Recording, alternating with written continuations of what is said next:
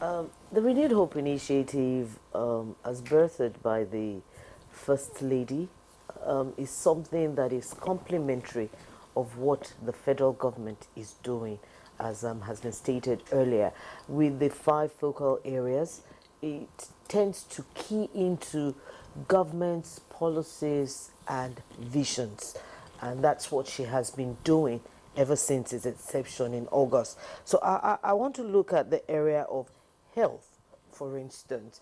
A healthy nation is a wealthy nation, knowing that our population, made up of predominantly youth, needs to be healthy. So one of the first things she did was to join her voice with that of the Federal Ministry of Health and Social Welfare in ensuring that the human papillomavirus vaccination, the HPV vaccination, is also added to the national routine vaccination. Okay. Now, she lent her voice to it and also ensure that, shall I say, fear by the ordinary man that this vaccination could be harmful was actually dispelled. We had at that launch of the vaccination into the national routine immunization policy, where the Honorable Minister for Health and Social Welfare came out, that even his daughters have taken the vaccination, so breaking the myth. Now, that will go a long way in keeping our female young ones quite healthy and away from the cervical cancer scourge.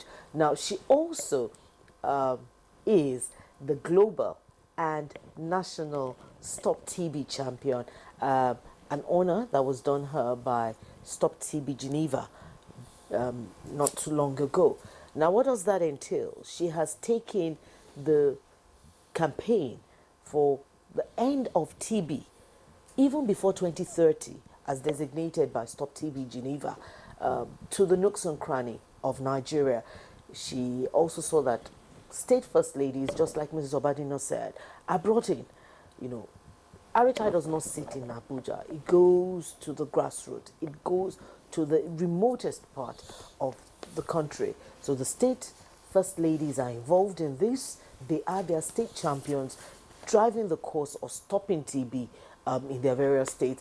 Their local governments are also involved. So it is not just about Abuja. Now, when she became the global and national Stop TB champion, she committed, through the Renewed Hope Initiative, 1 billion naira to the cause. What's that 1 billion naira for? To procure equipment, to procure medications, and get the facilities that will test and ensure the treatment of these TB scourge. Nigeria, by the way, has the highest burden of the disease. Quite unfortunate, and that's why she's very passionate about it. So going away from there, we also, in the area of health, know that Nigeria is one of the countries that has the highest burden of mother-to-child transmission of HIV/AIDS. And on the platform of the Organization of African First Ladies for Development, OFLAD, they started this campaign, #FreeToShine.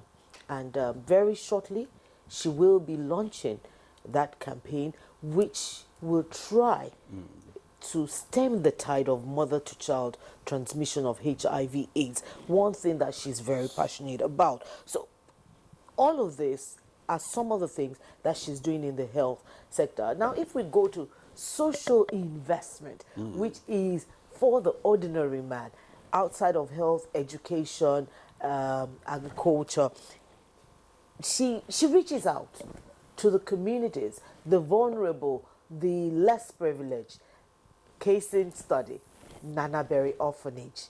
That orphanage is one that, in your opening report, we saw some of the children singing. Those children have a new lease of life now. And through the RHI, they are getting a new facility, partnering with the office of the SDG.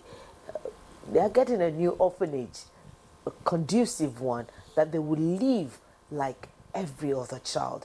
They are, of course, periodically she reaches out to them, and this has given them a sense of belonging in the society. Now, we also have this